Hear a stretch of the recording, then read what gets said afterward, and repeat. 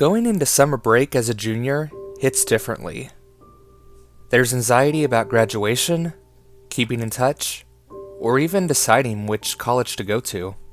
I thought meetings with my school counselor would help me at the time, but they only left me more confused. Thankfully, my family never was the kind to rush me out, as they usually keep to themselves on a day-to-day basis. We live in a suburban neighborhood not too far off from the countryside. They're actually out of town for the time being.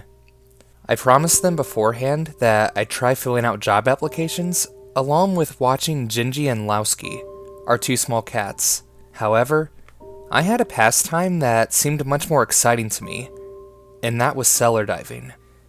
It's one of the few aspects of the area that were truly exciting, especially finding doors that looked older than time. There was just something really fascinating about what I could find in there, especially if there's a cellar with a history behind it. Now, there was one house in particular I've had my eye on for quite some time. It looked to be a neglected bi-level, with cracked windows that have seen better days. The grass was overgrown to the point that I was expecting fairies to grace our presence. Not much longer after making my way in there, I recoil in pain. My foot hit what turned out to be a rusted handle after closer inspection. The area around it felt different beneath my feet. After ripping away what grass I could, a wooden door was revealed. The thing weighed a ton when trying to open it. It was oddly frightening this time around, seeing the gaping maw of a path down into the cellar. My gut feeling told me to turn around, but I prevailed into the depths below. It felt like ages when going down the dark staircase, when in reality, it was most likely 5 minutes.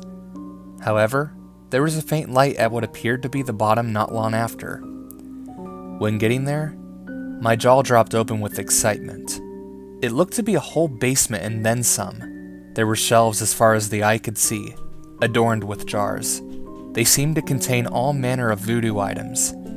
There was even a desk at the end with a lamp. Papers with chicken scratch were strewn all over, surrounding a jar in the center. It was evident by this point that a madman lived here. I wanted to explore longer, but didn't plan on it since there was still a curfew. The jar started to shake violently just as I was about to leave for the day. Otherworldly noises were coming from it. No description could describe them. Eventually my curiosity got the better of me and I opened the jar. There is this, I don't even know what to call it, creature that was a cross between a slug and caterpillar. It was struggling to move, squirming all the while. It got better control of itself within seconds. The coloration on it was perhaps the most interesting part. It was black, had yellow spots, and also was shiny because of the mucus enveloping it. Henry sounded like a good name for the creature. He spat a slimy substance in my face and looked to be smiling while doing it after I finished my thought. Probably because he wanted to be friends. The company would be nice. I stuffed him into the jar immediately after and went up the stairs. The wind felt so refreshing after coming back from that musty cellar. There had to be a good hiding spot somewhere in the house for my new friend. The hard part really is sneaking him in without the cats seeing. They'd get hysterical if they met him, and there was no telling of how he would react either. The fish tank in the living room sounded like a great idea after thinking of all possible alternatives, along with hoping he could breathe underwater. It was a gamble worth taking. I go right through the front door to the desk in the study and let him out so he could be introduced to new surfaces. He happily slid along and made a huge mess of things before long. There was a hiss behind me showing that one of the cats had snuck into the room. It was Lowski, and I could feel tension. However, it wasn't from the cat, but from Henry, who hasn't moved an inch. I perished whatever thoughts I had and quickly took him, pushing past Lowski and went to place him in the fish tank. Henry sunk to the bottom and enjoyed it all the while. He would slide up the wall and float down on repeat. I wish him good night after a while and head to bed, falling into a deep sleep. Waking up the next morning, I'm appalled at what I see when going to check the tank. Henry shed its previous form and changed into what looked like a lizard, the slug-like shell at the bottom making that all the more obvious. It was a wholesome feeling getting to see my new friend grow so quickly and achieve something as small as swimming. Days went by as I'd continue to introduce him to new kinds of food, sights, or smells, while avoiding the cats all the while.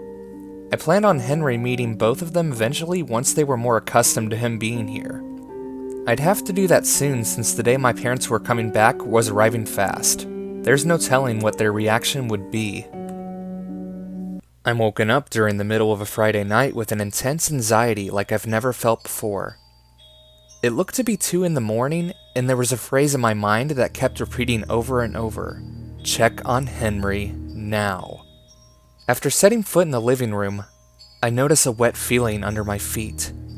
The whole floor was soaked. Looking upwards, the fish tank was a far cry compared to how it looked before. Shards of glass littered the floor, and there was a large hole on the side of the tank. Thinking the worst, I back away and am almost ready to break into a sprint when I hear noises downstairs in the dining room.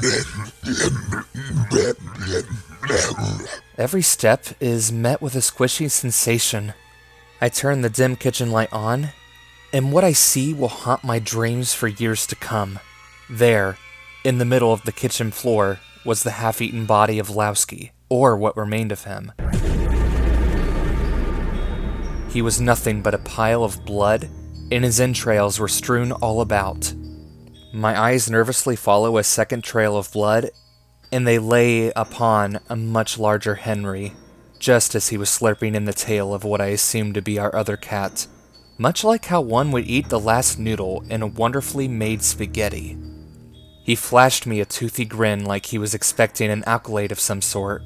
I embraced the fact that he was now a part of the family, and wasn't leaving anytime soon. Will they be joyful in meeting him? That I do not know. What I do know, however, is that my creature has come along quite nicely indeed.